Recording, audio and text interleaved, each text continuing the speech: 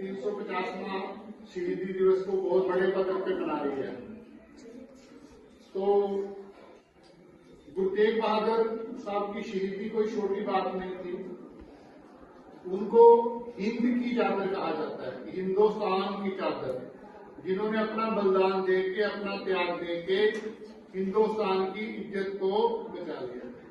क्योंकि जब मुगल बादशाह बहुत बड़े पद्धर पे पूरे देश में अत्याचार कर रहा था, तो उस समय कश्मीरी पंडित कृपाराम जी की अध्यक्षता में एक प्रतिनिधि मंडल गुरु तेग बहादुर महाराज जी के पास आया कि महाराज हमारी रक्षा करो, हमारी मदद करो। उस समय गुरु तेग बहादुर जी ने कृपाराम जी के जो अध्यक्षता में प्रतिनिधि मंडल आया था, ये संदेश दिया था कि आप औरंगजेब को ये बोल दो कि अगर हमारा गुरु तेग बहादुर अपना धर्म बदल लेगा तो हम सभी अपना धर्म बदल लेंगे। तो बहुत बड़ी बात थी उस समय गुरु तेग बहादुर जी के धर्म के ऊपर हमारे देश का धर्म।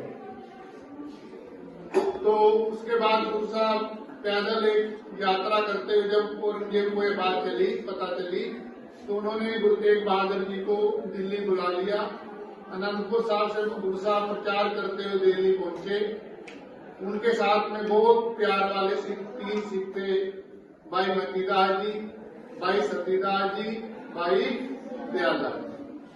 तो उनको बहुत लालच दिए गए, डराया गया। पहले उन्होंने सोचा कि साथ वालों को शहीद करते हैं, शायद गुरु तभी डर जाए, अपना धर्म बदल ले। तो मसीदास जी को आरे के साथ चीर दिया गया। वो टस से मसरी हुए, हंसते हंसते शहीदी पा गए। भाई सतीदास जी को रुई में लपेट के आग लगा दी गई। भाई दयाला जी को उबलते पानी में डाल दिया गया। पर उनके चेहरे पे कोई डर, कोई सुकून, कोई कुछ भी नहीं था बेटे। और ये क्या था, उनका गुरु के प्रति प्रेम था। समझ रहे ना, गुरु और शिष्य का प्रेम कि गुरु सामने है, शहीदी पानी है, बस और कुछ नहीं। फिर जब उनको गुरु साहब का लास्ट में शीश धड़ से लग कर दिया गया, भाई जाता जी ने वो शीश उठाया और वो अनंतपुर साहब लेके गए गुरु गोविंद सिंह जी के पास। और एक बहुत बड़ा व्यापारी हुआ लक्खी शाह बंजारा। कौन हुआ व्यापारी? लक्खी शाह। उन्होंने गुरु साहब का जो नीचे वाला धड़ था ना, उसको अपनी बैलगाड़ी में, जो उनका काफिला निकल रहा था वहां से, व्यापारी थे बहुत बड़े, तो अपनी बैलगाड़ी में रखा। पीछे मुगल सैनिक लगे हुए थे और उन्होंने अपने घर में जाके ही गुरु साहब का शीश रख के पूरे घर को ही आग लगा दी। सोचो, देखो कितना प्रेम था कि गुरु साहब के शीश का संस्कार करना है, अपना घर को ही जला दिया। उसके बाद जो वो थे भाई जाता जी, वो शीश लेके जा रहे थे, उनके पीछे भी सैनिक लगे हुए थे, भी शीश कहाँ गया।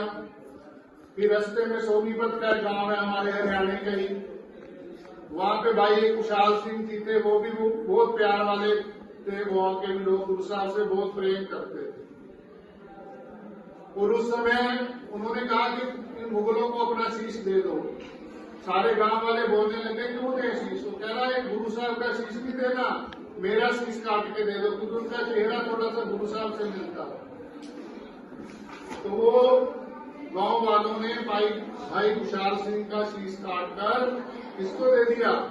मुगल सैनिक। और वो दिल्ली लेके चले गए। बाद में जब मुगलों को पता लगा, उन्होंने बहुत अत्याचार करे गुरु साहब सोरी गांव वालों पे कि तुमने हमें धोखा दिया। और भाई जाता जी शीश लेके कहां पहुंच गए? अनंतपुर साहब।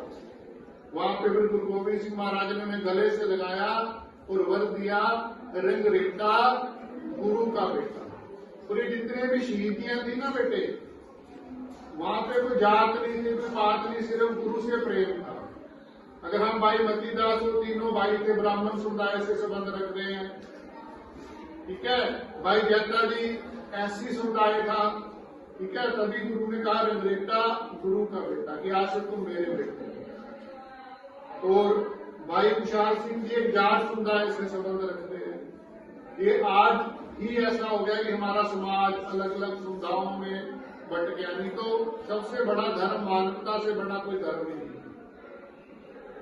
एक पिता एक कस के हम बालक, सारे उस एक परमात्मा के पैदा करे हुए हैं। तो इन चीजों से गुरु साहब के जीवन से हमें इतने बड़े पदर पे मनाने का कभी फायदा, अगर हम कुछ ना कुछ गुरु साहब से जीवन से